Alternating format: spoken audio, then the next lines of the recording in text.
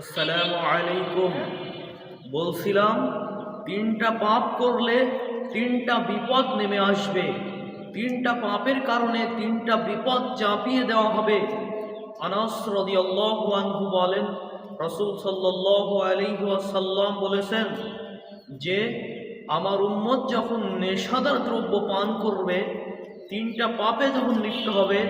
এক, নেশাদার দ্রব্য যখন পান করবে, মেয়েরা যখন নাচবে এবং আমার উম্মত যখন বাদ্যযন্ত্র নিয়ে ব্যস্ত হবে, তখন তিনটা বিপদ নেমে আসবে। তিনটা পাপের কারণে তিনটা বিপদ নেমে আসবে। এক, বিভিন্ন এলাকায় ভূমি ধসে যাবে, বিভিন্ন এলাকায় ভূমি ধসে যাবে। দুই, ওপর থেকে হোক অথবা কোনো জাতির পক্ষ থেকে হোক বিপদ, জুলুম, অত্যাচার চাপিয়ে দেওয়া হবে।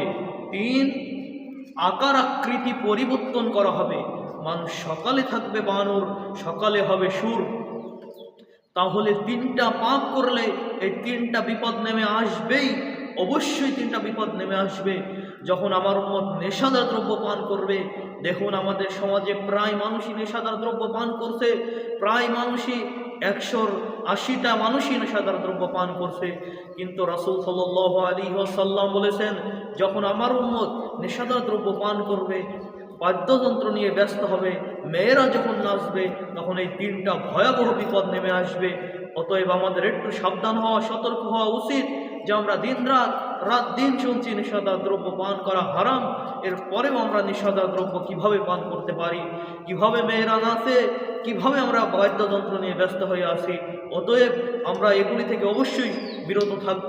অবশ্যই আমরা বাদ্যযন্ত্র পরিত্যাগ করব, নেশাদার দ্রব্য, যাবতীয় হারাম নেশাদার দ্রব্য আমরা পরিত্যাগ করব।